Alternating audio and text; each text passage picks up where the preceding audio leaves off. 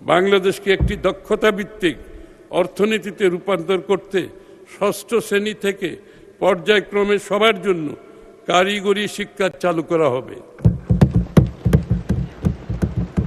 শিক্ষাক্রমে বাংলা ও ইংরেজির পাশাপাশি বাধ্যতামূলক তৃতীয় ভাষা যেমন জাপানিজ, কোরিয়ান, ম্যান্ডারিন, আরবি, ফ্রেঞ্চ, জার্মান ইত্যাদি কারিকুলামে অন্তর্ভুক্ত করা হবে।